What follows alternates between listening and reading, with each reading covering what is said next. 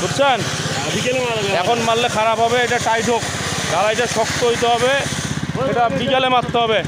আপনি আগে ঢালাই শেষ করেন, বিকেলে এটা ফিনিশিং দিতে হবে, এখন মারলে সমস্যা আছে।